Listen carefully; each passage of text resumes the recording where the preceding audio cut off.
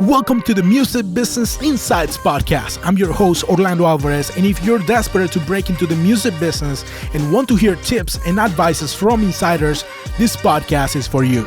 You'll be able to discover from the professionals themselves what it takes to do what they do and where to start if you're a beginner. Are you ready? Let's go. Welcome to the Music Business Insight Podcast. I have a special guest today. He's a sound designer. He works in audio post-production. We're going to have a conversation with him about everything that is going on with his work in the audio industry. And just wanted to welcome Eytan to the show and say hi. Hey, what's up? We're a world apart. You're in Israel right now. Yeah. And I'm here in Portland, Oregon. Eytan, people want to know the audio industry, but I'm also interested in knowing the person behind, the audio engineering, because this work doesn't get recognized enough, I think. Sometimes in the audio business, you get the name of the artist or the movie or the name of the brand that is hiring you for it, but this awesome music behind it, you don't know who made it.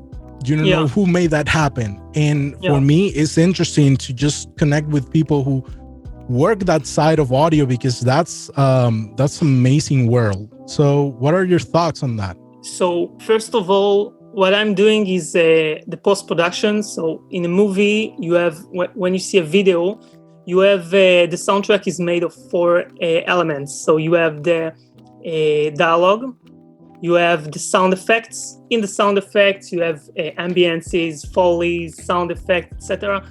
Let's just call it sound effects. Then you have the music, and the final stage is the mixing. So basically, as a freelancer audio post-production editor, I mostly work on dialogue, sound effects, and the mixing. And I mostly do commercials, animation videos, a lot of animation, of short animation videos. And sometimes I do short films, feature films, and apps and games. Nice, really nice. So just taking a little bit back, I always ask my guests a little bit about how they come to music. And that's in the form of either what was your childhood like? What drove you to music in the first place? Yeah, okay. So it's true that I started with music, but today I just want to say today I'm not doing any music at all. Like I'm not composing anything. I'm doing strictly post-production work. But I did start with music when I was young. I saw one of my friends playing the piano. It was really cool. I asked my mother to do piano lessons. It worked for a year or two, and then I stopped for like 10 years. And then all my friends started playing guitar. So I got back to music. I played the guitar. And then I went to music school and I learned how to produce songs. The last year of school was all about sound production for films. So how to create music for films, how to edit dialogues, how to create sound effects, how to record follies, and how to mix for television, for cinema. And from there, I started working with students. And, those students later, they started working in production companies. So some of them kept working with me, and that's how it all started. Yeah. Nice. For people wanting to know more about the business side of that world that you live in, how it works with the structure of who you contract with. Is there a production agency that hires you? How's that process? Yeah, okay. So it's a really good question, because it's important to know in an organization which one is going to make the decision of giving you the work. So it's really, really important. If you're working with a production company, you'll basically want to contact the producer, okay? Because he is in charge of the budget and of who is going to work on the post-production, okay? So that's really important. If you work with a high-tech company that creates games, for example, or a high-tech company that has an application, if it's a really, really small startup, you'll basically just want to talk to the founder. And it's not going to be that hard because this founder has like 4 employees. So, the first startup I worked with, I just asked one of the employees if he can contact me to his boss. So it was really easy. When you have bigger companies, like for example, I work with Playtika, SAP, Viber, very big organizations. So if this organization has an animation department, department, so you'll want to talk to the art director or the head of this department, okay? You have to try to understand who is making the decisions in that organization. Other companies like SAP, for example, they have multiple production departments. So you can work with one department, you can work with 2 of them, and sometimes they tell their friends in the organization about you. Those organizations are so big that you can have multiple clients inside this organization. What would be like the best way to reach them? Because people might ask, like, do I reach them on Instagram, or do I go to LinkedIn maybe and look for them? What is the process of someone who's in audio post-production? Okay, I'm gonna look for work, but where do I start that process? Okay, so first of all, I would start with production companies that create commercials. So from my experience, is the easiest way to get started, because first of all, they have work all the time. Okay, they have small projects that they can give with smaller budget that they can give to beginners, and they have more complicated project that they won't give to a beginner, they will give to their best sound designer they know. Okay, but they have a lot of small projects that last between a week and a month, because it's just a commercial, like can be 20 seconds, 30 seconds, 1 minute. So they have a lot of projects and they can give you a lot of work if you do a good work. High-tech companies are more complicated. It's a little different from my experience. Almost all the companies I worked with, word of mouth, like someone heard about me from a friend and then they work with me. So it's more complicated. The mentality is not exactly the same. But that's interesting, because by connecting with people here and there, they hear about you, and then they call you about that. So that's amazing. That's one of the things that I wanted to put out also on the podcast for new and upcoming music producers, that there's a time for sitting in your computer and doing music or doing production work or doing whatever you do, and there's another time for getting out and actually meeting people and actually getting to just to connect with others. You have a bunch of people just sitting there with amazing either music or talent, and goes to waste because they don't know the people that can give them work. So for you, when it comes, for example, to sound design, what is the biggest misconception people have about sound design? Well, basically, I think everything about sound design is not really, like, people don't know about it. They don't know that in a Hollywood feature film, most of the dialogue is re-recorded, dubbed in the studio. They think all the sound effects were recorded on set.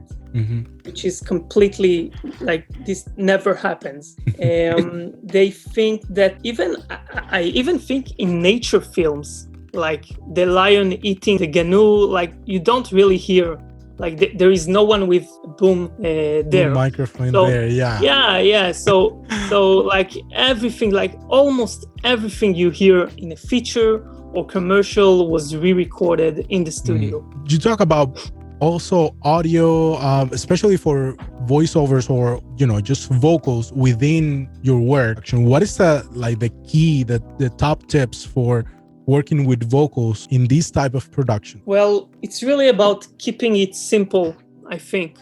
like trying to use as little noise reduction as possible.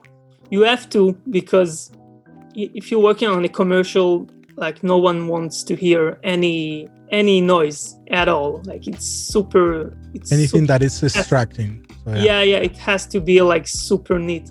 But I would just like try to really do as much as possible manually, removing clicks, reducing breaths. Okay, so this is really important to do it manually, because most of the automatic plugins that you can use, trying to make sure that they work in a good way is going to take you the same amount of time that doing the work by yourself, and you're going to do the work by yourself much better. So you should really try to do as much manually as possible, and then the things that are really hard to remove, like buzz and hum sounds and all those things, then you go to Isotope RX and similar plugins and similar tools, and try to remove those with those tools. That leads me to the next question. So what tools are you using for this? And you partially answer Isotope is a big name for that. What else is like really good to work with, leaving everything as clean as possible? Okay, so first of all, I would say that the first choice should be your DAW, because I work with two DAWs. I work with Pro Tools and Nuendo. So Pro Tools is really, really great. I've made a YouTube video about that, why I work with both Pro Tools and Nuendo. So Pro Tools is really good with all that has to do with dialogue editing. Like it's really, really, really, it goes so fast, and it's really good for these kinds of editing. But anything that has to do with Foley's, with sound design, everything that is creative is so much easier in Nuendo. So if I have a project that I say, okay, this project, there is a lot of work on the dialogue, so I'm going to Pro Tools because it's going to be easier. And if I see that it's just one track of voiceover, but a lot of sound effects to make, like any animation video, okay? So I'm going straight to Nuendo. And then I use tools like, first of all the basic tools, okay? So EQ, compressor, reverb, that's the most important thing. And you should be able to do a good mix with those three tools. And then if you want to reduce noises, I use Isotope RX, which is great. And then what else? Tools that help me increase my productivity, okay? So tools, for example, for Pro Tools, I use SoundFlow, which is really, really good. And it just allows you to have more control over your DAW. Anyone that uses Pro Tools should check for SoundFlow because it makes things much easier. Is that a Pro Tools only thing? No, SoundFlow, it's not really a plugin. It's a tool that helps you make key commands to all kinds of things. Like it works also with Nuendo, but you don't really need this in Nuendo because in Nuendo you have a built-in key command changing tool that you can use. So you don't really need that for Nuendo, but for Pro Tools, it's great. Do you record all the Foley by yourself, or do you have already a sound bank? I'm assuming a mix of the two, right? I ask myself before starting to work on something, like what is going to sound better and how much time do I have, and what is the budget also, because I'm not going to record Foley for something that's very small budget. Okay, but if there is budget and there is time and there is a real reason to record Foleys, so I do record Foleys. For example, if someone is walking like 30 seconds, okay, so it's much better to do this by recording your own Foley. But I always work with both recording things myself and sound libraries, sound effects libraries. Yeah. Got it. Another tool that I use is called Soundly. Okay, is basically it's a searching engine for sounds that are in your system, but they also provide their own sound effects. So it's really a cool tool. It's like Sound Miner. When you are searching for a sound, you're searching for example, dog bark. So you're searching for dog bark, and then you have like 50 or 200 dog barks.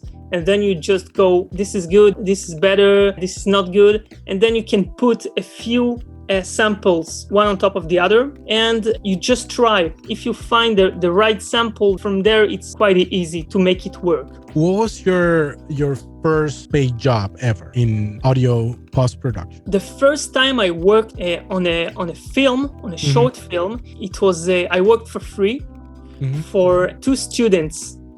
And then the next student I worked with, he had it was also like a student project, you know, for the end of the study. He just asked me, how much do you want? And I was like, in my head, I was ready to work for free for a year after. You know, I was like, I'm not going to ask for any money for a year, and only then I'm going to ask for money.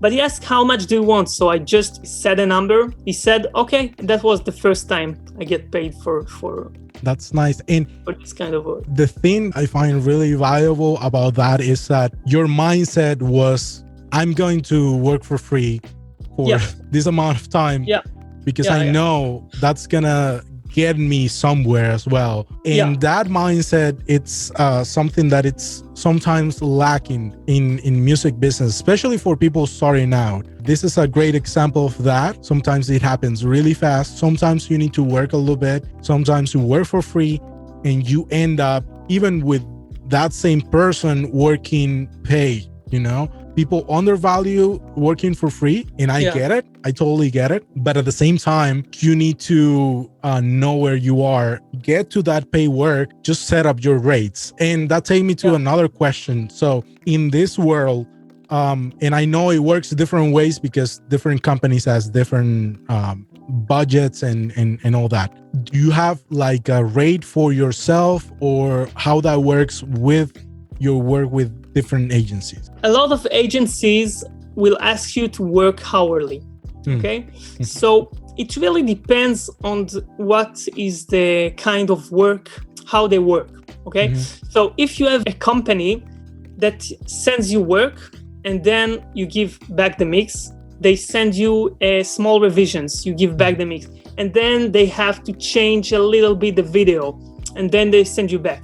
And you send back the mix, and then their clients have to remove something from the video, so they send you back for mix. You can't work like that per project. You have to work hourly, because it doesn't make any sense to work on a project when every day they change the video. So you don't have control on that.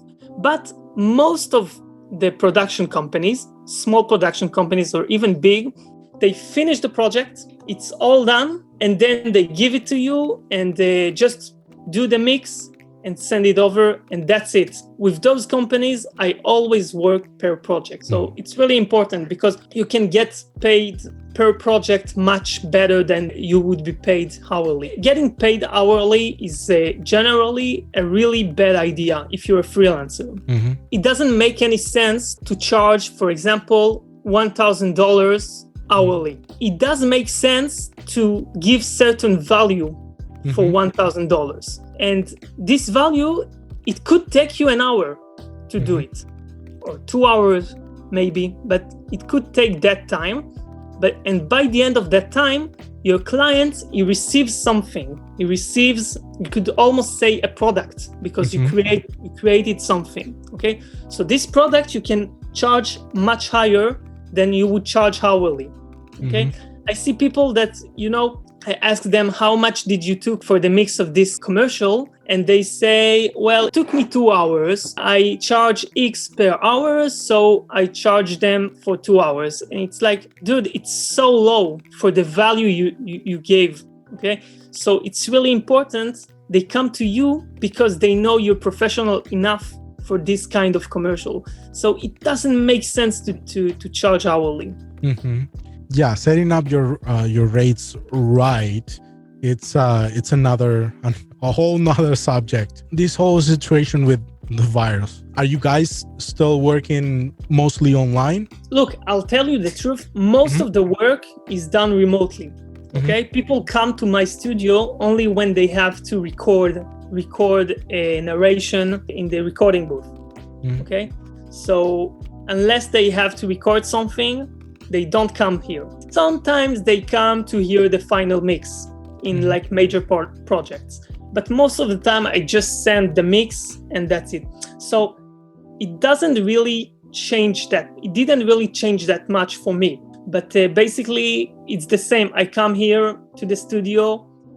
I'm by myself, so I don't work with people that are in here, but people just send me work remotely all the time. So the other thing I did was to create a website specifically meant to be used by animation production companies. It's called Bavegang. It's a new concept, and basically people can go online, just tell how long is the video, is the animation video, and they have a fixed price, and they pay, and they receive their mix in 24 hours. Nice. That's really nice. Yeah. And I know that you started a YouTube channel as well.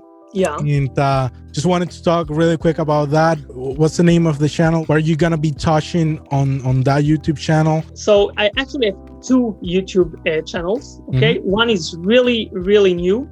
Like I just started a month ago. It already has 3 videos, and it's all about sound design, sound editing, and everything that has to do with sound, but for video creators and animators.